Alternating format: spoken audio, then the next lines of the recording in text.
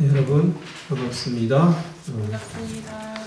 네, 오늘 고난주간 우리 교회 절기상으로 이번 주가 고난주간이고 또 이번 주 말 다음 주 초죠. 네, 주일날 이번 주 주일날 이제 부활주일로 보통 교회에서 드리죠. 오늘 아까 화평의 기도 내용 가운데도 나왔는데 예수님께서 십자가에 못 박히신 그 날로 우리가 그 절기로 기념하는 그런 오늘 하루입니다. 오늘 그러나 우리는 원래 보던 대로 사무엘하를 보도록 하겠습니다. 근데 하나님의 또 뜻 가운데서 그렇게 된 것 같은데 오늘 또 예수님 십자가에 달리신 예수님을 또 묵상하게 되는 이 사무엘하 내용 중에서 또 그런 내용이 있으니까 함께 잘 살펴보기를 원합니다. 우리가 읽을 본문은 사무엘하 18장 지난주에 이어서 압살롬이 죽임을 당하는 바로 그 내용입니다. 오늘은 18장 1절에서 9절까지만 한번 읽어보겠습니다. 18장 1절에서 9절까지 두 절씩 읽고 마지막 절은 같이 읽겠습니다. 제가 18장 1절부터 읽겠습니다. 이에 다윗이 그와 함께한 백성을 찾아가서 천부장과 백부장을 그들 위에 세우고 다윗이 그의 백성을 내보낼세 3분의 1은 요압의 휘하에 3분의 1은 수루야의 아들 요압의 동생 아비새의 휘하에 넘기고 3분의 1은 가드 사람 이때의 휘하에 넘기고 왕이 백성에 이르되 나도 반드시 너희와 함께 나가리라 하니 백성들이 이르되 왕을 나가소서 우리가 도망할지라도 그들은 우리에게 마음을 쓰지 아니할 터이요 우리가 절반이나 죽을지라도 우리에게 마음을 쓰지 아니할 터이라 왕은 우리 망명보다 중하시오니 왕은 성읍에 계시다가 우리를 도우시기 중이라 하노라 왕이 그들에게 이르되 너희가 좋게 여기는 대로 내가 행하리라 하고 문 곁에 왕이 섬에 모든 백성이 100명씩 1000명씩 대를 지어 나가는지라 왕이 요압과 아비새와 이때에게 명령하여 이르되 나를 위하여 젊은 압살롬을 너그러이 대우하라 하니 왕이 압살롬을 위하여 모든 군 지휘관에게 명령할 때에 백성들이 다 들으니라. 이에 백성이 이스라엘을 치러 들로 나가서 에브라임 수풀에서 싸우더니 거기서 이스라엘 백성이 다윗의 부하들에게 패하매 그날 그곳에서 전사자가 많아 2만 명에 이르렀고 그 땅에서 사면으로 퍼져 싸웠으므로 그날의 수풀에서 죽은 자가 칼에 죽은 자보다 많았더라. 함께 읽겠습니다. 압살롬이 다윗의 부하들과 마주치니라. 압살롬이 노새를 탔는데 그 노새가 큰 상수리나무 번성한 가지 아래로 지날 때에 압살롬의 머리가 그 상수리나무에 걸림에 그가 공중과 그 땅 사이에 달리고 그가 탔던 노새는 그 아래로 빠져나간지라. 아멘. 예, 여러분 이제 오늘 본문에 압살롬이 반란을 일으킨 그 장면에 이제 마지막에 도달하였습니다, 여러분. 앞의 내용을 우리가 간단히 요약하면서 또 오늘의 내용을 또 간단히 요약하자면 압살롬이 다윗의 아들인데 반란을 일으켰죠. 이에 다윗은 맨발로 급히 도망을 가야 했습니다. 근데 이때 다행스럽게 다윗의 모략가였던 후세가 압살롬에게 잠입하여서 시간을 벌어줍니다. 이에 오늘 본문에 보면 다윗이 군 조직을 정비하고 있는 내용입니다. 우리가 길게 읽었지만 어렵지 않습니다. 3분의 1씩 막 나누고 있죠. 사람들을 요압 장군에게 붙이고 또 3분의 1은 수르의 아들 아비새 요압의 동생 아비새에게 붙이고 또 3분의 1은 이때 사람에게 붙여서 군 조직 그러니까 그 반란군을 진압할 군 조직을 다윗이 시간을 벌어서 이렇게 정비를 하고 있는 내용. 그래서 이제 출정해서 에브라임 수풀에서 싸웠는데 결국 누가 이겼죠? 정비된 다윗의 군대가 이겼다는 내용이에요. 압살롬이 머리카락이 그 상수리 나무에 걸려서 나뭇가지에 걸립니다. 그래서 나중에 요압이 창으로 찔러 죽입니다. 다윗이 이겼다는 이야기입니다. 전쟁 이야기죠, 그죠? 전쟁 이야기일까요? 오늘 본문이? 우리가 읽은 부분만 보면 전쟁 이야기 같아 보입니다. 그죠? 18장 1절도 이렇게 시작되고 있습니다. 다윗이 그와 함께한 백성을 찾아가서 천부장과 백부장을 그들 위에 세우고 여러분 천부장과 백부장은 군대의 그 계급 이름이에요. 쉽게 생각하면 계급 천부장, 백부장, 군대의 이 계급 장군들 이렇게 장군들을 세웠다는 뜻입니다. 군 장교를 말하는 거예요. 그러니까 18장 1절은 어떤 내용인 것처럼 보입니까? 전체가 전쟁 이야기인 것처럼 보이죠. 전쟁을 준비하는 다윗, 그리고 전쟁에서 다윗이 이겼다는 내용처럼 보이기도 해요. 그러나 18장부터 19장까지의 내용을 보자면 전쟁과 관련된 기사는 구체적으로 전쟁을 해서 누가 이겼고 어떻게 싸웠고 하는 내용은 단 3구절에 불과해요. 18장 6절에서부터 나오는 8절까지 6, 7, 8절 단 3구절에 불과합니다. 그러면 나머지 18장과 19장 거의 대부분의 구절들은 무엇을 이야기하고 있을까요? 무엇을 이야기하고 있을까요? 거기는 압살롬의 죽음에 대해서 다루고 있습니다. 전쟁 이야기는 3구절이에요. 전쟁 이야기처럼 보입니다. 전체적인 틀은. 그러나 그 알맹이는 압살롬의 죽음에 대해서 방대하게 분량을 다루고 있어요.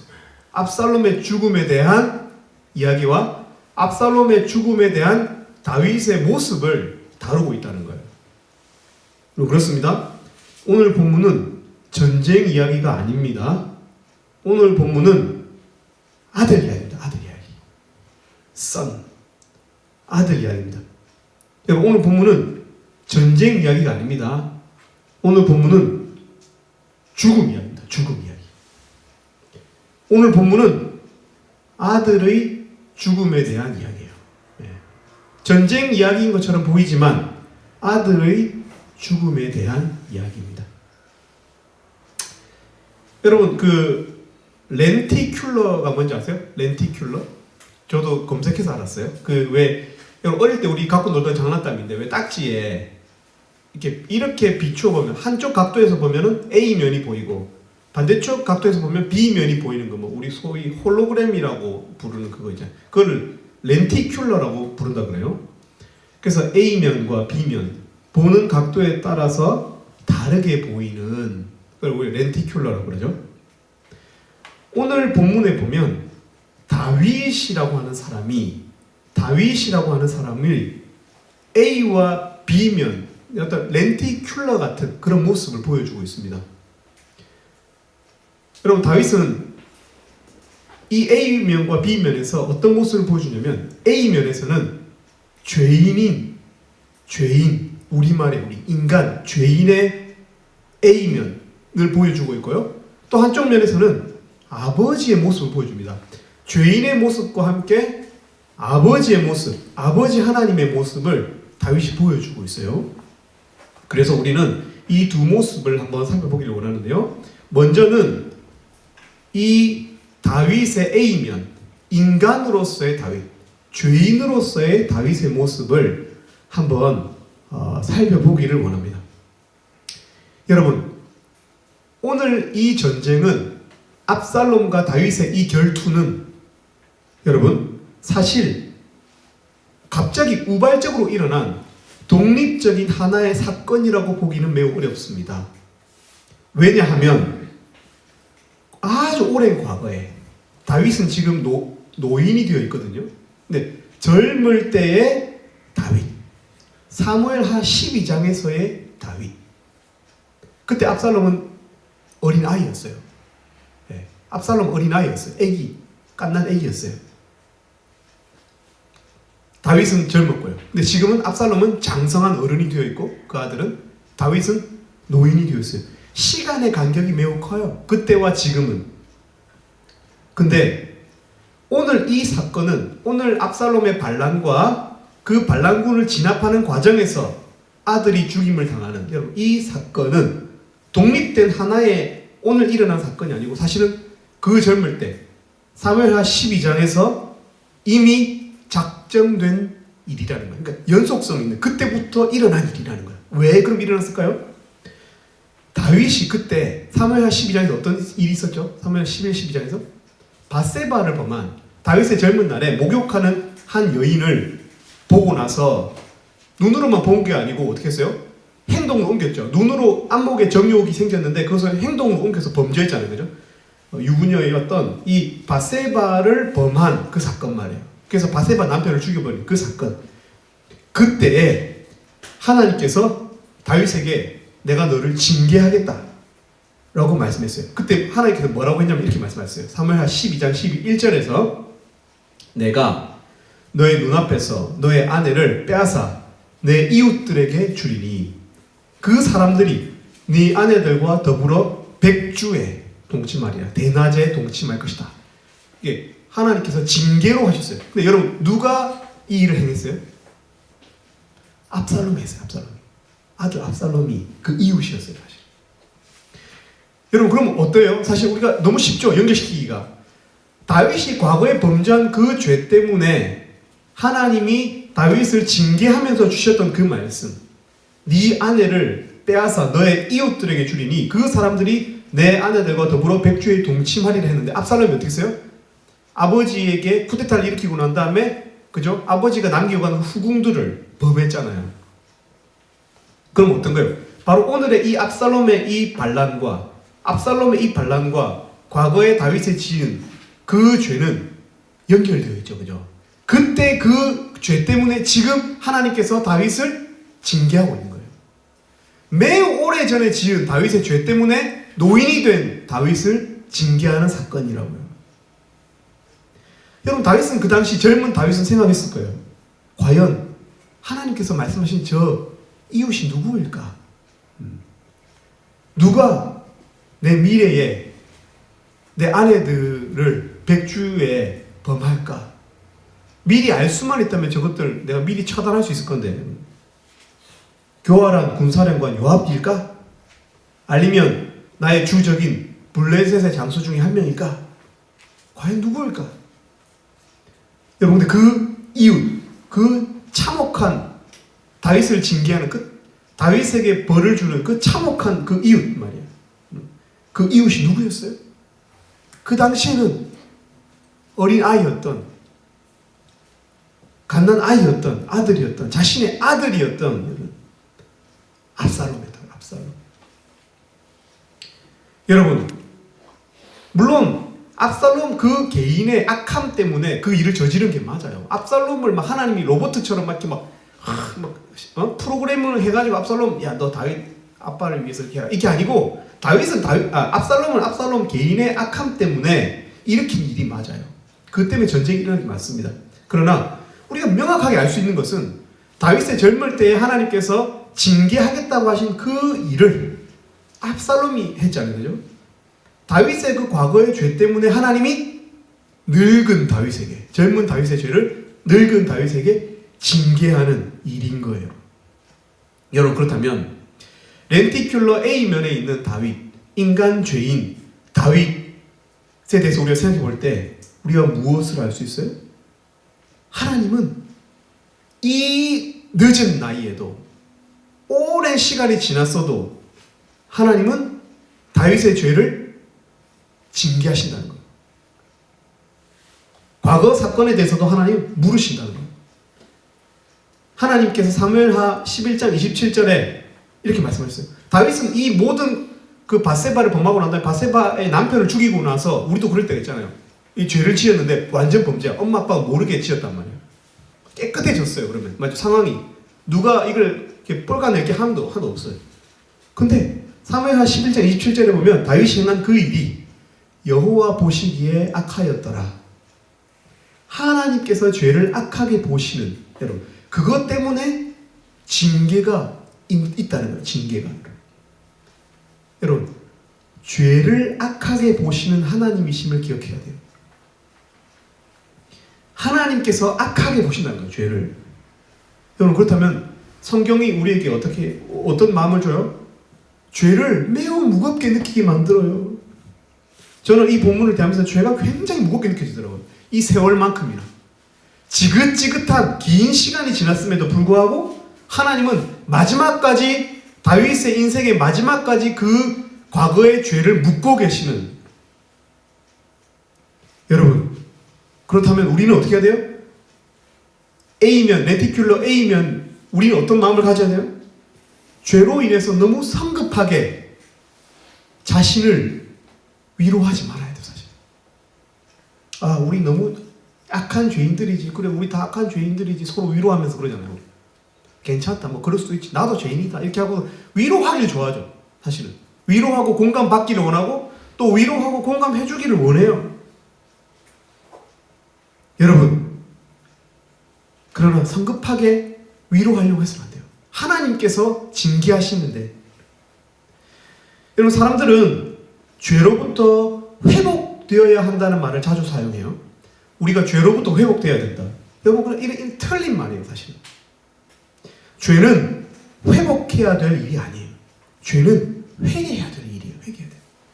반성해야 돼요. 먼저는 반성해야 돼요. 잘못으로 알아야 돼요. 아니, 우리가 위로하면 뭐예요? 우리가 공감해주면 뭐예요? 하나님께서 아직도 징계하시는데, 우리의 지나친 자기 연민은 자기 죄에 고스란히 적용되는 경향이 있어요. 다른 사람보다 자기 자신을 위로를 빨리 한다요. 위로를 빨리 해요. 사람들은 회복이라는 말을 좋아하고요, 위로라는 말을 좋아해요. 공감이라는 말을 좋아합니다. 그러나 성경의 메시지는 죄의 아픔을 이야기하는 거예요. 죄로 인한 무거운 징계를 말하고 있어요. 지금 오늘 본문은 죄로 인해서 피가 낭자한 2만 명이 에브라임 숲풀에서 쓰러지는 모습을 보여주고 있는 거예요. 죄를 혐오하는 하나님을 보여주는데 우리가 어떻게 섣불리 공감을, 위로를 쉽게 이야기한단 말이에요. 먼저는 어떻게 해야 돼요? 죄에 대해서 아픈 마음을 가져야 돼요. 무거운 책임감, 죄 짓는 것에 대해서 두려워해야 한다는 거예요. 여러분, 이 일은 다윗의 죄 때문에 시작된 일이라는 거예요. 그리고 그 죄 때문에 그의 가정에 무거운 징계들이 연달아 일어났다는 거예요. 사무엘하 12, 13, 14, 15, 16, 17, 18. 다윗의 인생 이야기는 어떤 이야기들이었어요? 우리가 살펴본 인생 이야기들은 기억나십니까, 여러분? 다말, 암논, 압살롬, 앞으로 있을 아도니아. 어떤 이야기들이 사실 다윗이 순간적으로 지은 그 죄 때문에 하나님께서 평생을 다윗을 치시는 내용들이 있어요. 사실 죄로 인한 징계로 가득해요. 여러분, 죄를 가볍게 여기서는 안 돼요. 여러분, 죄 문제를 가볍게 여기기 시작하면, 젊을 때 가볍게 여기기 시작하면 점점 죄 짓기가 쉬워져요. 남녀가 사귀잖아요. 우리가 혼전 순결이 중요하다는 거 기독교인으로 알거든요, 사람들이. 근데 거의 못 지켜요. 여러분, 다윗은 목욕하는 밧세바를 보고 음란한 마음을 품었고 죄를 지었어요. 하나님은 어떻게 했어요? 그 음란 죄에 대해서 어떻게 했어요? 하나님은 그의 자녀, 다윗의 자녀인 암논과 다말의 사건을 통해서 다윗의 음란 문제를 징계하셨어요. 너의 음란함을 누굴 통해 보여줬어요? 자녀 중에서 암논과 다말이라고 하는 이복, 서로 다른 엄마를 가진 이 두 자녀, 그러나 한 아버지죠. 그죠? 다윗의 자녀들의 문제를 통해서 하나님께서는 다윗을 징계하셨어요. 음란의 문제를 해결해야 돼요. 야한 동영상 보는 것을 당연시 여겨서는 안 돼요. 단지 보는 것이라고, 단지 보는 건데 그게 무슨 죄가 되지? 라고 생각해서는 안 돼요. 아담도 처음에 그 선악을 알게 하는 나무의 열매를 보면서 보암직도 하고 라고 표현했어요. 보기에 좋다는 뜻이에요.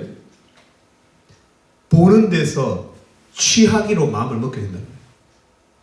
여러분, 인터넷이 얼마나 우리 손에 이제 너무 쉽습니까? 그죠? 여러분, 인터넷에서 성결하기로 작정하셔야 돼요.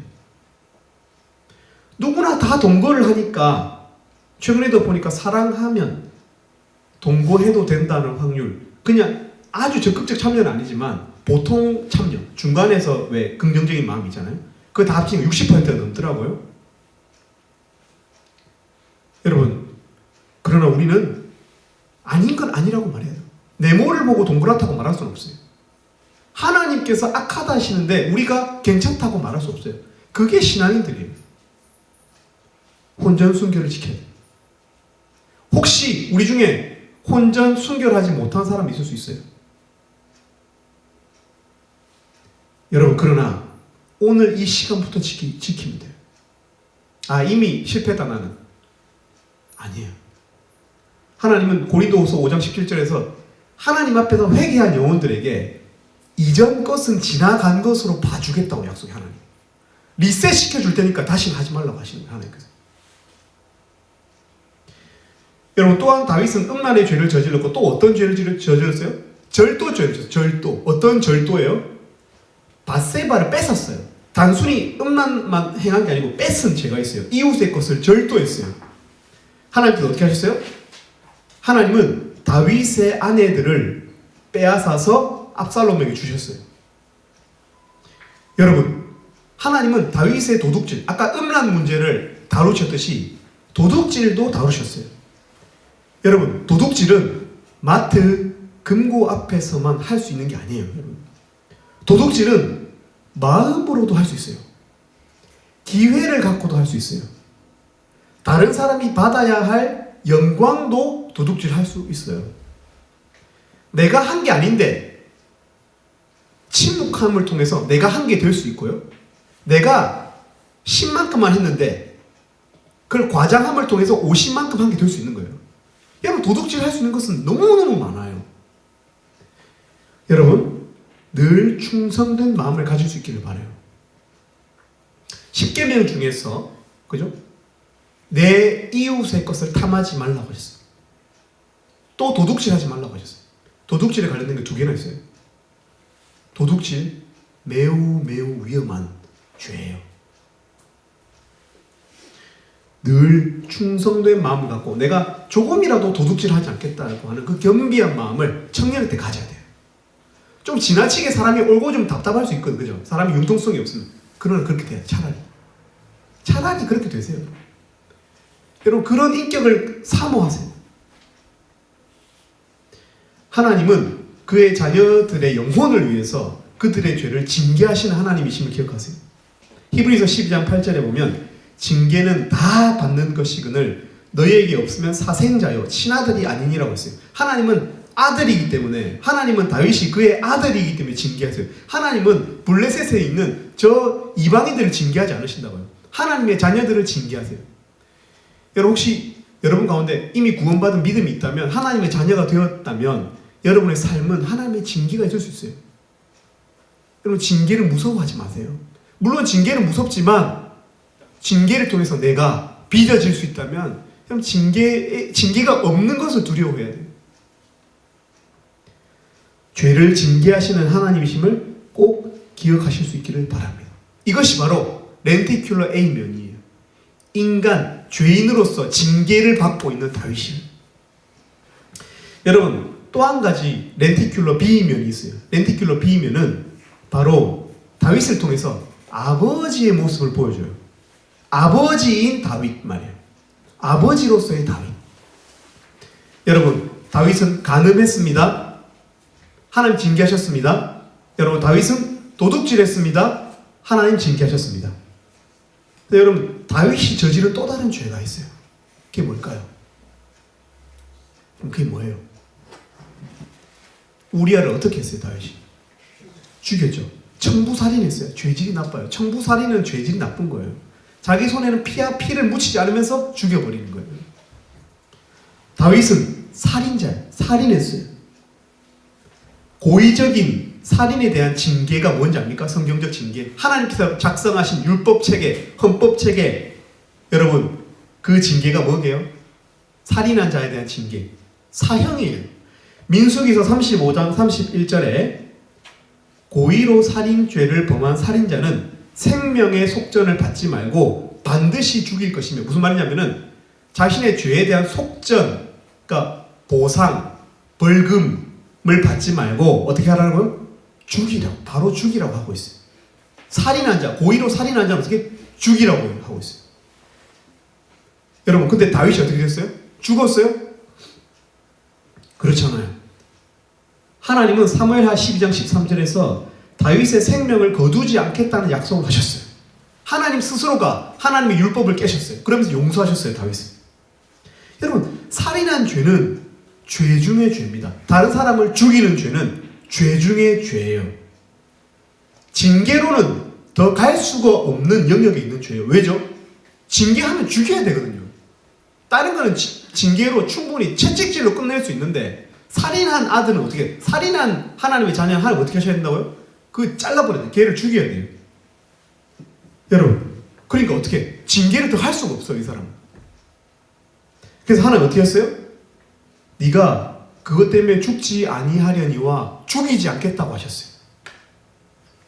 그렇다면 하나님께서는 어떻게 이 죄를 다루셨을까요? 어떻게 하셨을까요, 하나님께서? 여러분, 다윗의 인생을 한번 가만히 살펴보세요. 다윗의 인생을 가만히 살펴보면 어떤 일이 계속 반복되고 있다는 것을 알 수 있어요. 다윗의 삶에 무슨 일이 반복되고 있습니까? 처음에 다윗이 밧세바와 동침하고 나서 밧세바가 임신해서 아들을 낳았어요. 하나님께서 그 아들을 어떻게 하셨어요? 네, 치셨어요. 사무엘하 12장에 보면 이 아들을 치셔서 이 아이가 죽었어요. 또 사무엘하 13장에 보면 누가 죽습니까?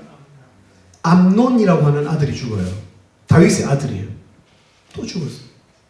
오늘 우리가 읽었던 본문에서 18장에 보면은 누가 죽습니까? 압살롬이 창에 찔려 죽임을 당합니다. 압살롬도 다윗의 아들이에요.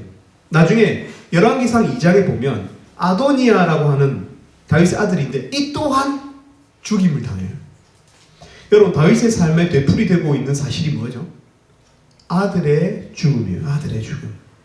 더 이상 징계를 받을 수 없는 죄를 지은 다윗에게 더 이상은 값을 지불하지 못하는, 징계를 통해서는 값을 지불할 능력을 상실한 살인죄를 지은 이 다윗에게 하나님의 처벌은 무엇이었어요? 아들의 핏값을 요구하시는 것이었어요. 아들의 핏값을 요구하는. 여러분, 지금부터 제가 어려운 신학 개념 하나를 말하려고 합니다. 여러분, 신학적으로요, 우리 모든 우리 사람들의, 여기 있는 예배를 드리고 있는 이 모든 형제 자매들의 근원적인 죄성이 무엇인지 아십니까? 그것은 다른 사람을 죽이는 거예요. 목사님, 저는 사람을 죽인 적이 없는데요. 아니요. 우리가 죄인이라는 표현은, 성경적으로 우리가 죄인이라는 표현은 지속적으로 다른 사람의 생명을 갉아먹는 뜻이에요, 여러분. 여러분, 인간이 하나님께 불순종함으로 죄인이 되고 나서 처음 지은 행동의 죄가 뭔지 아십니까? 살인이었어요, 살인. 가인의 살인. 여러분, 우리는 대부분 살인을 하면서 살진 않아요. 그런데 우리가 존재론적으로, 여러분 다 죄인이라고 인정하잖아요. 하나님, 저는 죄인입니다. 여러분, 그게 어떤 의미인지 아세요? 우리가 존재론적으로 죄인이 되었다는 것, 그것은 그 죄가 가진 방향성, 그 죄의 특성을 가지고 있다는 거예요. 그게 뭡니까? 다른 사람을 죽이는 삶을 산다는 거예요, 우리가. 다른 사람의 생명을 갉아먹고 산다는 거예요. 여러분, 믿으십니까? 제가 다른 사람의 생명을 갉아먹는다고요? 예. 여러분들은 날마다 다른 사람의 생명을 갉아먹는 삶을 살고 있어요. 염치 없이, 끊임없이 빚을 지면서 살아가는 거예요. 여러 경로를 통해서 다른 사람의 생명 에너지를 깎아먹는 삶을 사는 거예요, 여러분. 눈빛 칼날로 사람을 베고요, 아첨하는 혀로 베고요, 이간하는 혓바닥으로 베고요, 뒷담화하는 혀로 뱉습니다. 아집의 망치로, 우매의 망치로 다른 사람의 마음을 후려치면서 살아가는 거예요. 위기의 물에 빠져 위급한 사람에 대해서 노이즈 캔슬링하는 피동적 살인을 하면서 살아가고 있어요, 우리가. 이해가십니까, 여러분? 질투심에 다른 사람이 먹어야 될 파이를, 다른 사람의 관심의 파이를 나한테 집중시킨 거예요. 몰래 불러내고, 그죠? 그 사람의 관심을 유발하고 우리 중에 특정한 사람만 그렇다는 게 아니에요. 우리 모두가 사실 그렇다는 거예요. 관종, 사실 다 죄인이 그래요. 죄인의 특성이에요. 관종은 여러분 스스로만 찔릴 필요가 없어요. 무슨 말이냐면 우리가 근원적으로 죄인이라는 말은 다른 사람의 생명을 끊임없이 갉아먹고 다른 사람의 기회를 끊임없이 갉아먹는, 여러분, 그런 다른 사람의 생명 에너지를 갉아먹는, 다른 사람을 죽이는 삶을 산다는 거예요. 그리고 결국 어떻게 돼요? 우리도 그 죄에 함몰되어서, 매몰되어서 죽어버리는 거예요. 그 죄가 자기를 삼켜버리는 거예요. 여러분, 우리 죄, 여러분, 다른 사람을 죽이는 그 살인죄 말이에요. 여러분, 거기에 대해서 여러분 징계받을 자신 있어요? 징계받으면 죽어야 돼요. 살인죄에 대한 징계는 죽음이에요. 여러분 죽어야 돼요. 여러분 다 지옥 가야 돼요. 우리가 다 지옥 가야 돼요. 여러분 거기에 대해서 우리가 징계를 받을 자신 있어요? 우리가 하나님 저는 겸손한 자입니다. 그러니까 저를 징계하여 주시옵소서. 나는 사생자가 아니고 친하더니 하나님 징계하면 여러분 소멸이에요. 더 이상 하나님 앞에 그 죄값은 여러분 받을 수가 없는 거예요. 더 이상 우리가 값을 지불할 능력을 상실했다는 거예요. 파산자들의 영적으로. 여러분 거기에 대한 하나님의 대안이 뭔지 아세요? 여러분 하나님의 대안, 내가 보니 사무엘하 18장 10절에 거기에 대한 보고가 나옵니다. 내가 보니 압살롬이 상수리 나무에 달렸더이다. 압살롬이 상수리 나무에 달렸더이다. 여러분 우리 죄에 거기에 대한 하나님의 대안이 무엇입니까? 그의 아들을 나무에 달아버리는 거예요. 신명기 21장 23절에 보면 나무에 달린 자는 하나님께 저주를 받았음이니라고 기록하고 있습니다. 나무에 달린 자는 하나님께 저주를 받았던, 하나님은 나무에 달은 자를, 나무에 달라서 사람을 저주하십니다. 오늘 본문에 나오는 압살롬은 다윗의 살인죄로 인해서 나무에 달렸다라고 성경은 이야기하고 있는 거예요. 여러분 압살롬은 18장 14절에 무엇에 찔려서 죽었어요? 요압의 창에 찔려서 죽임을 당합니다.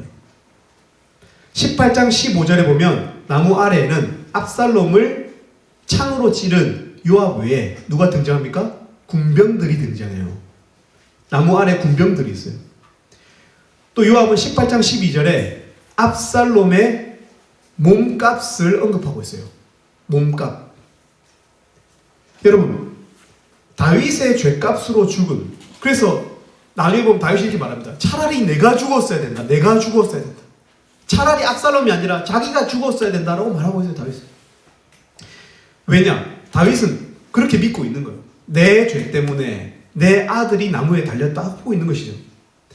여러분 다윗의 죄값으로 죽은 압살롬은 누구의 그림자입니까?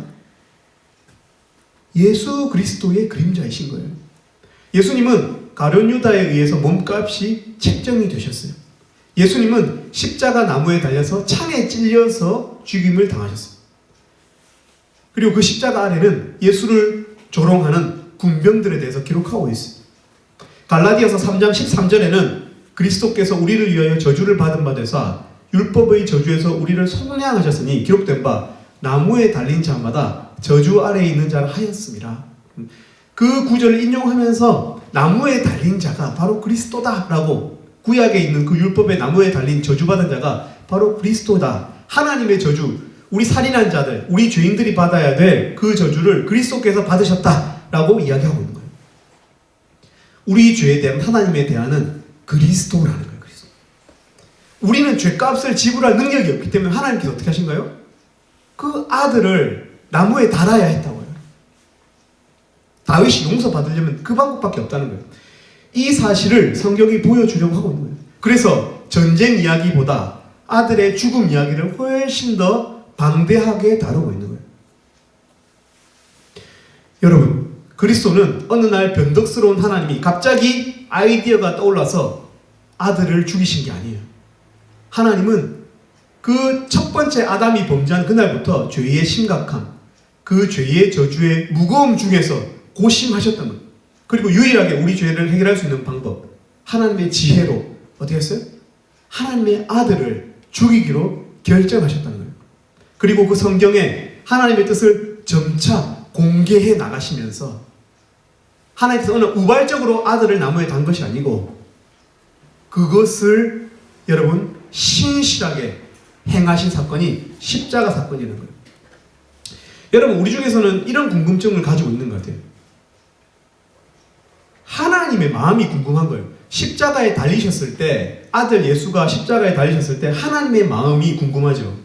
근데 우리는 몰라요. 왜냐하면은 그 사복음서에 보면 하나님의 마음이 안 나타나거든요. 성경에 보면. 그죠? 근데 여러분 오늘 본문의 다윗을 통해서 아들이 달릴 때의 아버지의 마음, 아들을 나무에 달 때의 아버지의 마음이 기록되어 있어요. 그래서 우리는 십자가에 달리신 예수를 바라보는 성부 하나님의 마음을 상상할 수 있는 본문이 오늘 본문이기도 해요. 여러분 보세요. 18장 5절에 한번 보세요. 18장 5절, 우리가 18장 5절에 보면 다윗이 이런 이야기를 합니다. 나를 위하여 젊은 압살롬을 너그러이 대우하라 고 이야기하고 있습니다.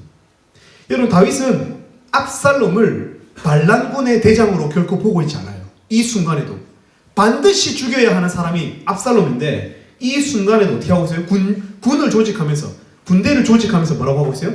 젊은 압살롬을 너그러이 대우하라고 이야기하고 있어요. 여기서 젊은이라는 말은 어린이라는 표현, 나아래 어린이라는 표현이에요. 아무리 장성한 어른 같은 압살롬일지라도 그의 아버지만이 볼 수 있는 관점이 존재해요. 언제나 어리게 보며 불쌍히 볼 수 있는 그 아버지의 눈빛이 다윗에게 있는 거예요. 다윗은 예수를 향한 하나님 성부의 마음을 이 시간 자신의 죄가 치유되는 과정에서 느끼고 있는 거예요. 다윗의 마음은 유일한 아들을 향한 여러분 성부의 마음을 지금 닮아 있는 거예요. 그리고 다윗이 나를 위하여라는 표현을 쓰거든요. 나를 위하여. 이것이 보면은 나의 운명을 위해라는 뜻이에요. 나의 운명을 위해서 압살롬을 너그러이 좀 대해달라. 압살롬 제발 죽이지 말아달라. 압살롬 그는 바로 다윗의 운명, 나의 운명이라고 표현합니다. 나의 운명이라는 말은 곧 나와 같은 존재라는 뜻이에요. For my shake예요. 내 운명, 내 같은 존재라는 거예요. 압살롬. 여러분 이 얼마나 모순적인 감정입니까? 이 전쟁은 압살롬이 죽어야 끝나는 전쟁이에요. 그러나 다윗은 그 사실을 알면서도 그가 죽지 않기를 바라고 있어요. 죄값으로 압살롬은 죽어야 하지만 다윗은 그의 운명과도 같은 압살롬이 죽기를 원하지 않고 있어요. 여러분 나중에 제가 읽어드리진 않았지만 나중에 여러분 읽어보세요. 사무엘하 19장에 보면 아히마아스라는 사람이 그 다윗에게 압살롬의 군대가 졌다, 우리가 이겼다, 그리고 압살롬이 죽었다고 하는 이 기쁜 소식을 알리기 위해서 갑니다. 여러분 정말 부수적인 외전 같은 성격의 이야기가 기록되고 있어요. 여러분 아히마아스는 요압이 보낸 두 전령 중에서 늦게 출발해요. 구스 사람이 더 빨리 출발하거든요. 근데 아히마아스가 먼저 도착해요. 그만큼 아히마아스는 이 기쁜 소식을 빨리 전하고 싶었고 열심히 달렸어요. 그래서 다윗에게 먼저 도착했다는 이 쓸데없는 이야기를 하고 있어요. 그러니까 아히마아스가 얼마나 이 소식을 전하고 싶었는지를 알려주는 거예요, 성경이. 그죠? 근데 다윗에게 전쟁의 승전보를 전하면서 압살롬의 전사 소식은 그만 숨겨야만 했어요. 왜 그랬어요? 왜 그랬습니까? 그렇게 먼저 전하고 싶어서 더 빨리 도착했던 이 아히마아스가 다윗을 마주했을 때 그 소식을 전하지 못했다는 이 사실, 이 쓸데없는 사실을 왜 성경이 이야기하고 있을까요? 성경은 그 순간에 떨리는 이 아버지의 눈빛을 전하고 있는 거예요, 우리한테. 전쟁의 승리 소식도 무색하게 만드는 아들 생각만 하는 다윗의 눈빛을 아히마아스가 보았던 거예요. 결코 압살롬이 지금 창에 찔려 죽었다는 말을 못하고 있는 거예요, 이 아히마아스는. 나중에 성경은 그 전쟁 승리의 날을 이렇게 기록하고 있어요. 사무엘하 19장 2절에 보면 왕이 그 아들을 위하여 슬퍼한다 함이 그날의 백성들에게 들림에 그날의 승리가 모든 백성에게 슬픔이 된지라. 무슨 말이에요? 그 전쟁에서 이긴 승전병들은 압살롬의 죽음 때문에 패잔병처럼 되었다는 거예요. 승리의 기쁨이 슬픔이 되고 말았다는 거예요. 오히려 승리했다는 이 기쁨이 슬픔이 되었다는 거예요. 사무엘하 18장 33절에 보면 다윗이 슬픔 가운데 한 말이 나옵니다. 왕의 마음이 심히 아파 문 위층으로 올라가서 오니라. 그가 올라갈 때에 말하기를 내 아들 압살롬아, 내 아들 압살롬아, 차라리 내가 너를 대신하여 죽었다면 압살롬 내 아들아 하였더라. 다윗은 자신의 운명과 같은 아들을 대신하여서 차라리 자신이 죽기를 바라고 있어요. 여러분, 이 문장은요, 제가 히브리 상으로 봤는데 이게 문장이 아니에요. 여러분, 이게 문장이 아니에요. 이 주어, 목적어, 서술어가 이 왁구가 있어요. 우리가 말을 할 때 왁구가 있어야 되잖아요. 왁구, 이거 뭐라 해야 되나 이걸? 폼이 있어야 되잖아요. 폼이. 여러분, 그래야 문장이 되잖아요. 그죠? 문법 따위가 없어요. 이 말은. 이게 무슨 말일까요, 이게? 베니 압살롬 베니 아도해 크 못해 베니. 여러분, 이게 무슨 말인지 알아요? 이 문장이 아니에요. 문장이 아니라 이게 신음이에요. 신음이라는 게 문장이 아니에요. 주어, 목적어, 서술어가 뒤죽박죽이 되어 있어요.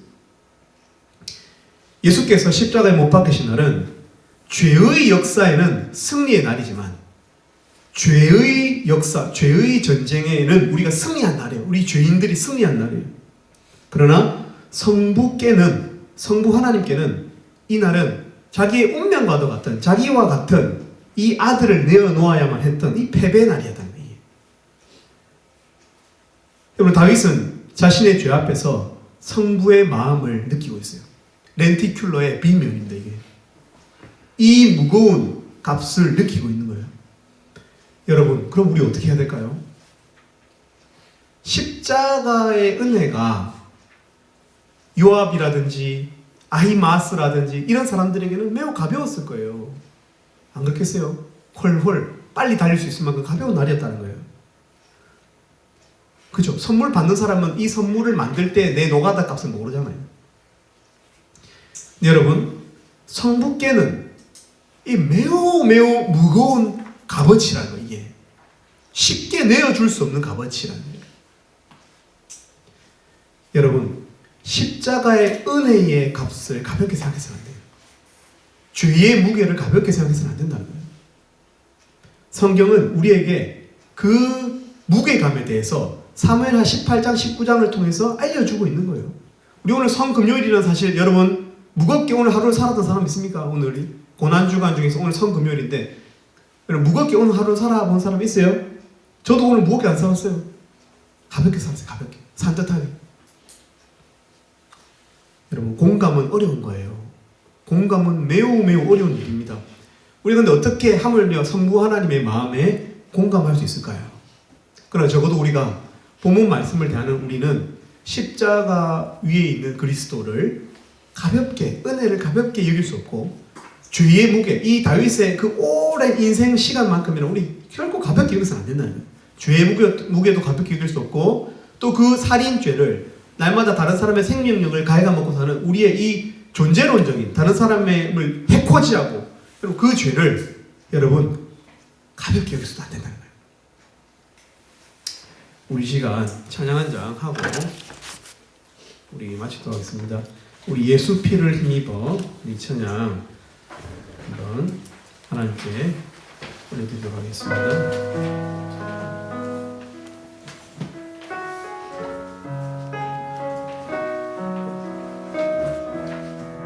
주의 보좌로 나아갈 때 어떻게 나가야 할까? 나를 구원한 주의 십자가 그것을 믿으며 주의 보좌로 주의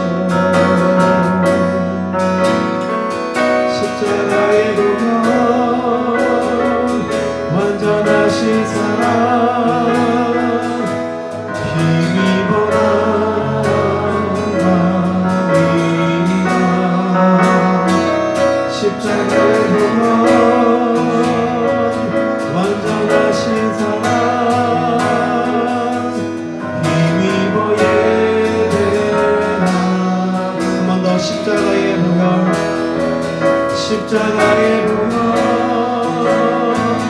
완전하신 사랑 힘입어 나갑니다. 십자가의 보혈 완전하신 사랑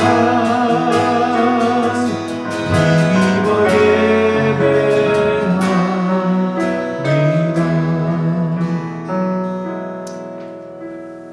제가 대표로 기도하고 마치도록 하겠습니다. 하나님 아버지 감사합니다. 아들 예수 그리스도의 이 하나님 이 피값을 하나님 우리 죄에 하나님 이 값으로 대신 받기로 결정하신 그 결정에 감사를 드립니다. 하나님 그것이 아니고서는 우리가 살 수 없기 때문에 하나님 우리가 죄인 되었음에도 영치 불구하고 그 은혜를 누리기를 원합니다.